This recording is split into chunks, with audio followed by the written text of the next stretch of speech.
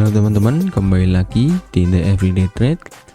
Hari ini kita akan menganalisa saham-saham yang menarik untuk dimasukkan ke watchlist untuk 24 September 2021. Nanti yang pertama, kita akan menganalisa IHSG terlebih dahulu. Lalu ada saham request ya. Untuk hari ini ada Adi, Toys, dan Budi. Ya, lalu untuk saham-saham yang dapat dianalisa juga ada Wika, PTPP, CTRA, PSDE, ASII, dan TLKM. Oke, kita langsung saja ke IHSG.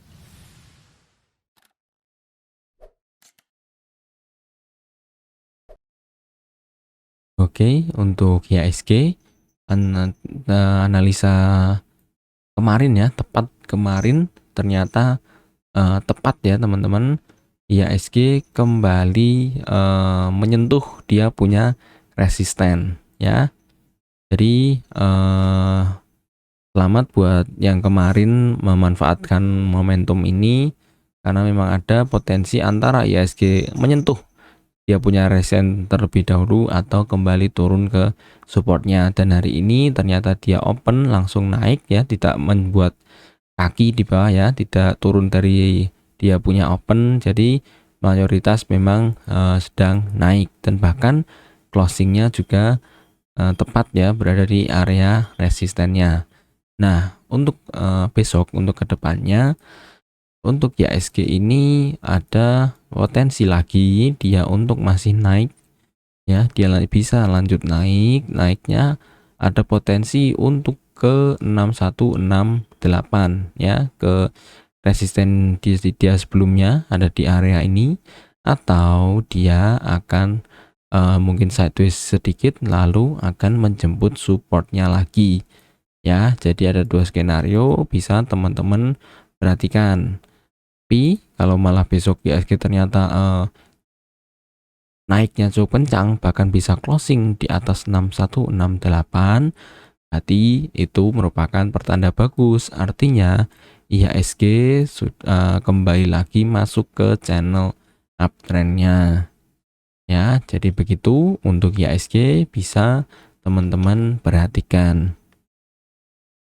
Oke, selanjutnya ada Adi ya. Adi pada perdagangan hari ini closingnya tepat di dia punya resisten ya, di 905, yang merupakan resisten dia baru-baru ini sebenarnya ya. Dia menciptakan resisten baru di area 905. Nah, untuk Adi bisa teman-teman tunggu ya, tunggu 1-2 candle apakah dia bisa bertahan di atas 905 atau tidak, karena cukup berbahaya kalau masuk di harga-harga sekarang. Takutnya ya, misal dia besok bisa naik, misal naik lalu kita entry, lalu ternyata itu false break ya, false breakout, lalu dia kembali turun lagi, kan berbahaya ya. Jadi lebih baik tunggu 1-2 candle apakah dia bisa bertahan di atas 905 atau malah turun ke bawah di dia punya support minor di area harga ini 860 ya. Ada support kecil ya, 855 sampai 860 ya, di area ini bisa masuk. Tapi kalau dari 855 ke 850 dia masih lanjut turun, ya lebih baik di cut loss dulu, karena ada potensi dia akan lanjut turun ke support yang lebih kuat atau neckline dari double bottomnya ya, yang beberapa hari lalu kita analisa ya. Jadi begitu untuk Adi, wait and see terlebih dahulu, 1-2 candle, bersabar apakah dia bisa bertahan di atas 905 atau malah turun dari 905. Untuk volumenya memang ada peningkatan ya, tapi secara price action dia kakinya cukup panjang di atas, artinya terjadi aksi taking profit yang cukup banyak. Lalu untuk MACD-nya memang masih mengarah ke atas ya, karena secara price action dia juga setelah breakout dari neckline double bottomnya dia punya resisten, tapi secara garis pendek ya masih uptrend. Jadi begitu untuk Adi.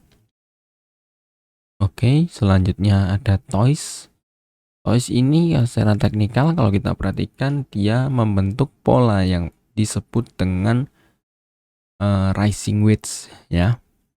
Rising wedge ini menandakan atau bisa ada potensi dia akan turun ke neckline-nya ya, dia punya support pertamanya ya, kurang lebih penurunannya ya bisa dari sini ke sini ya, dari tergantung dia nanti breakout di mana ya. Kalau dia misal breakout di sini ya kemungkinan akan ke 118 atau mungkin ke 176, tapi yang pasti dia sudah ada support di 188. Nah, untuk Toys akan lebih baik kalau teman-teman tunggu saja kalau dia terjadi sedikit koreksi lagi mungkin ya di 240 ya, 240-an dekat-dekat dengan supportnya. Karena kalau dia jebol dari support trendline-nya ya, karena ini rising wedge, dia kemungkinan akan longsor ya. Jadi berhati-hati untuk Toys, tapi bagi yang ingin masuk ya lebih baik masuk di dekat-dekat support trendline-nya. Kalau toh dia memang longsor ya bisa langsung cut loss, dan ruginya tidak sebanyak kalau beli di harga-harga atas. Tapi kalau teman-teman yang mau masuk di harga sekarang ya silahkan, cuman jangan dengan lot-lot yang besar terlebih dahulu ya, karena kita melihat adanya pola rising wedge, jadi bisa lebih berhati-hati. Walaupun memang volume hari ini merahnya mengecil ya dibandingkan hari Rabu kemarin, dan juga MACD-nya baru saja dead cross dan sedang mengarah ke bawah ya. Walaupun secara price action dia masih mengarah ke atas atau uptrend ya. Tapi sekali lagi ada pola rising wedge, teman-teman bisa lebih berhati-hati. Jangan lupa untuk memasang stop loss. Untuk target kenaikannya ya berada di area-area resistance sebelumnya, mungkin di 254 teman-teman sudah bisa mulai cicil jual. Tapi untuk target kenaikan jauhnya ya di resisten trendline-nya ini di mungkin di 280-an mungkin ya. Jadi begitu untuk Toys. Selanjutnya ada Budi. Budi secara teknikal saat ini berada dekat-dekat ya dengan support trendline-nya. Jadi buat yang tertarik dengan Budi ya bisa beli di harga-harga sekarang 182, 180-an bisa mulai masuk. Tapi kalau dia jebol dari 178, 177 ke bawah ya bisa cut loss dulu, lalu bisa perhatikan kalau dia sampai ke harga 174, karena 174 ada support lagi ya. Jadi kita sesuaikan dengan profil risiko masing-masing. Kalau dia jebol dari support trendline-nya, apakah mau cut loss dulu atau mau tetap hold ya, lalu average down di harga bawah. Lalu kalau jebol dari 174 baru cut loss. Itu bisa sesuaikan dengan profil risiko masing-masing ya. Apakah mau cut loss di support trendline-nya ini di harga cukup atas, atau mau cut loss-nya kalau dia jebol di support horizontalnya. Lalu untuk target kenaikan dari Budi, dia ada resisten yang cukup kuat di area 206, 208 ya. Sini ada resisten cukup kuat, tapi akan lebih baik kalau kita mulai cicil jual kalau harganya sudah mendekati area 200 ya. Di area-area mungkin 199 di bawahnya 199, 198 bisa mulai jual. Tapi untuk entry-nya harga-harga sekarang ini sangat menarik. Tapi tetap ingat untuk selalu memasang stop loss. Untuk stop loss-nya bisa disesuaikan apakah mau di support trendline atau kalau dia jebol dari support horizontalnya. Untuk volumenya juga hari ini menurun ya. Ya turun ya open di 185, closing di 182. Walaupun closingnya sama dengan penutupan kemarin, tapi volumenya berkurang. Lalu untuk MACD-nya juga sedang ada indikasi mendekati golden cross ya. Jadi sangat menarik untuk Budi, bisa teman-teman mulai perhatikan ya di harga-harga sekarang ini. Jadi begitu untuk Budi. Oke, selanjutnya ada Wika. Wika hari ini breakout ya dari neckline inverted head and shoulder-nya. Akhirnya dia bisa breakout dari 1115 closing di 1160. Nah, untuk yang belum masuk ya better untuk bisa tunggu dulu untuk lebih amannya. Tapi kalau mau masuk di harga sekarang ya silahkan, asalkan jangan lupa untuk memasang stop loss. Stop lossnya kalau dia jebol dari 1115.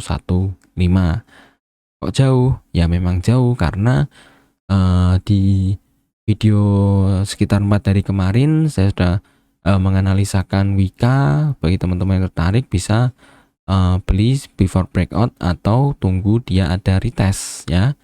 Jadi untuk yang mau masuk ada banyak pilihan, mau masuk di harga sekarang atau mau tunggu ya terjadi retest sedikit baru naik ya, atau mau beli harga sekarang karena juga ada potensi dia akan lanjut naik ya. Jadi bisa sesuaikan untuk entry-nya, mau tunggu di supportnya atau di harga sekarang. Cut loss-nya ya paling aman kalau dia jebol dari 115 bisa langsung di cut loss. Lalu untuk volume ya baik ya, dia breakout, volumenya juga meningkat. Lalu untuk MACD-nya juga masih mengarah ke atas. Jadi ini masih sangat prospek untuk Wika. Ya, jadi begitu untuk Wika, target kenaikannya masih tetap sama ya, dari pola inverted head and shoulder ada di area 1385-an atau 1380. Tapi kalau dia sampai ke harga-harga 1200-an lalu menyentuh area harga 1300 bisa mulai dicicil jual. Jadi begitu untuk Wika. Selanjutnya ada PTPP. PTPP kurang sebagus Wika ya, yang bisa closing di atas resisten. Untuk PTPP malah dia closingnya tepat di resisten 1070 ya. Padahal dia bisa sempat breakout sampai ke 1100 dengan volume yang meningkat. Nah, untuk PTPP lebih baik di wait and see, mungkin 1-2 candle apakah dia bisa breakout lagi atau malah longsor ke bawah, karena cukup berbahaya untuk PTPP. Ya, bisa saja false breakout lalu lanjut turun ke area demand-nya. Jadi untuk PTPP teman-teman bisa masukkan ke watchlist ya, bisa ditunggu apakah dia besok atau Senin dia bisa bertahan di atas 1070 ya. Tapi kalau yang tidak sabar ya bisa masuk di harga-harga sekarang, cuman resikonya sangat tinggi karena harganya closing tepat di resisten. Untuk target kenaikannya ada di resisten di atasnya di 1145. Jadi begitu untuk PTPP secara volume meningkat, dari MACD juga masih mengarah ke atas. Untuk price action-nya bisa sesuaikan dengan profil risiko masing-masing. Apakah mau masuk di harga sekarang dengan risiko tinggi atau better lebih baik tunggu terkonfirmasi support atau false breakout. Jadi begitu untuk PTPP. Oke, kita masuk ke saham CTRA. CTRA hari ini koreksi 2,69%, berada di tengah-tengah dari support dan resistennya. Tapi kalau kita perhatikan lebih jeli, ternyata di area 910 sampai 900 ini ada supportnya. Tadinya resisten, jebol, sempat menjadi support, dan sekarang ini berpotensi menjadi support lagi ya. Jadi buat teman-teman Bapak Ibu yang tertarik masuk CTRA ya, harga-harga sekarang ini sangat menarik ya, karena ada potensi dia mantul ke atas lagi kembali ke 945 atau setidaknya 940 ya. Lalu cut loss-nya kalau dia jebol dari 900 atau jebol ke bawah dari 895 ya. Untuk volumenya merahnya juga mengecil ya. Lalu untuk MACD-nya memang masih mengarah ke bawah karena pada 16 dan 17 September kemarin dia turun cukup dalam. Tapi secara price action harga-harga sekarang ini masih sangat menarik ya. Jadi bisa diperhatikan untuk harga sekarang, bagi yang tertarik bisa mulai entry. Jadi begitu untuk CTRA. Oke, selanjutnya ada PSDE. PSDE secara teknikal juga mendekati, dia punya support di 950.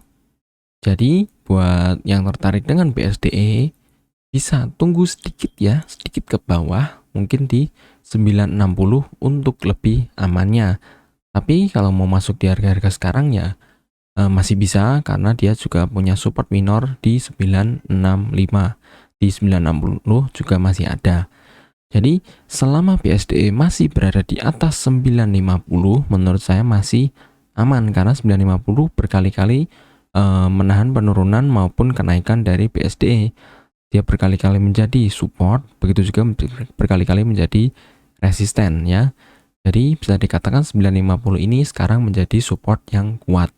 Maka bagi teman-teman yang tertarik mau masuk PSDE ya, di harga 970 sampai 950 ini masih aman. Kalau dia jebol dari 950 lebih baik langsung cut loss ya, karena ada potensi dia akan ke 920 maupun ke 880 ya. Untuk PSDE begitu. Kalau teman-teman dapat di harga-harga bawah ini, targetnya bisa ke 1035.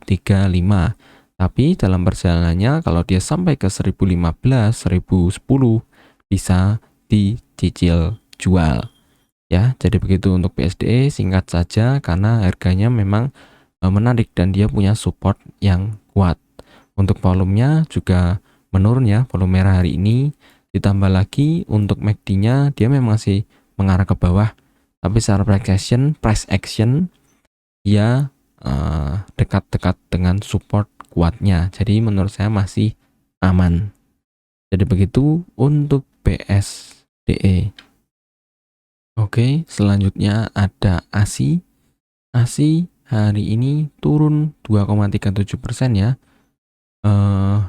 Dia punya support yang kuat di 5025. Jadi buat yang tertarik untuk ASI bisa tunggu dia terjadi sedikit koreksi ya, mungkin ke 5100 ya, 5100.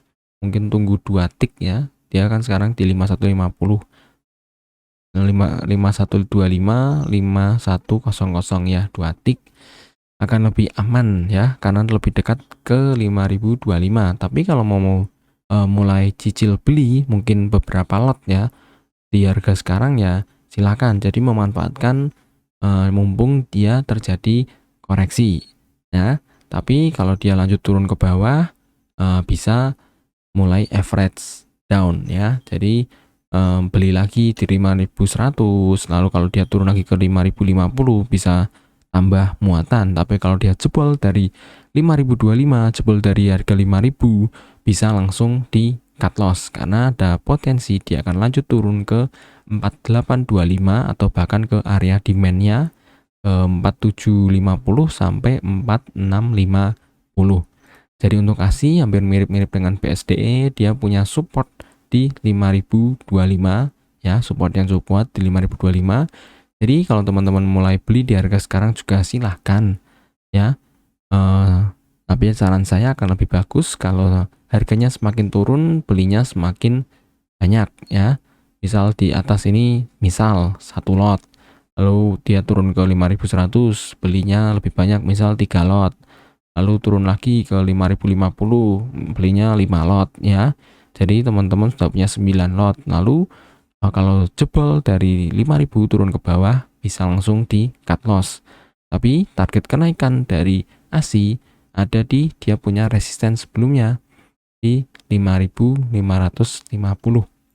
Ya, di sini.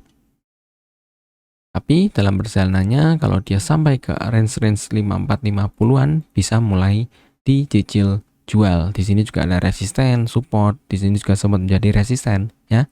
Jadi di area 45450 bisa mulai cicil jual. Untuk volumenya hari ini meningkat ya dibandingkan kemarin, padahal ada berita tentang pajak mobil yang diringankan lagi, tapi dari price actionnya malah menurun. Lalu untuk MACD-nya juga masih turun ke bawah. Jadi bisa dimanfaatkan kalau besok terjadi koreksi lagi, bisa dimanfaatkan untuk entry. Jadi begitu untuk ASI. Oke, yang terakhir ada TLKM. TLKM sudah menyentuh ya area dia punya gap ya. Bagi teman-teman yang belum tahu, ke kotak putih ini merupakan gap dari penurunan TLKM di bulan Maret 2020 ya. Dia sempat ada gap di sini. Nah, gap ini ada potensi untuk ditutup ya. Tapi sejauh ini TLKM belum pernah terkonfirmasi menutup gapnya ya. Tapi dekat-dekat ini akhir-akhir September ini, dari pertengahan September ke akhir ini dia ada kenaikan yang signifikan dari 3.300 naik ke 3.600-an walaupun hari ini terjadi koreksi. Nah, untuk TLKM bisa teman-teman manfaatkan di area-area supportnya ya. Dia ada support di 3570, lalu support di bawahnya support minor di 3520. Jadi buat teman-teman yang tertarik di area-area ini bisa entry ya. Kalau dia jebol dari 3520 turun ke bawah, bisa langsung di cut loss terlebih dahulu. Lalu kalau mau re-entry bisa di support di bawahnya di 3440 ya, karena dia sering mantul-mantul di area-area ini ya, di support dan resisten ini. Lalu untuk target kenaikannya ya, misal teman-teman dapat harga di 3510 ya. Ya, kalau dia sampai ke 3570 yang merupakan resistennya, ya bisa langsung dijual, atau mungkin sedikit toleransi supaya tidak ketinggalan kereta ya, di 3560 bisa mulai jual. Tapi kalau malah mungkin teman-teman belinya di harga-harga bawah, misal Telkom terjadi koreksi lalu besok Senin juga turun lagi, nah teman-teman dapat di area 3400-an ya. Kalau dia naik ke 3520-an ya bisa mulai jual ya, jangan tunggu ke target tertingginya. Tapi kalau dia mencapai resisten-resisten minornya, bisa teman-teman mulai jual ya. Jadi begitu untuk TLKM. Better wait and see terlebih dahulu untuk besok dan Senin ya, apakah dia akan terjadi koreksi lagi atau bisa bertahan di atas 3570. Kalau dia bisa bertahan dari 3570 di atas 3570, maka targetnya ya cukup tinggi. Targetnya dia sampai menutup gapnya di 3710 ya. Jadi begitu untuk TLKM, kita tunggu besok apakah dia turun dari 3570 ke support-supportnya atau malah bisa naik ya dan closing di atas 3570 dan memvalidasi 3570 ini menjadi support. Untuk volumenya memang terjadi peningkatan ya. Lalu untuk MACD-nya masih mengarah ke atas karena secara garis besar TLKM ini masih uptrend kencang malah ya. Jadi begitu untuk analisa hari ini yang bisa teman-teman terapkan untuk besok.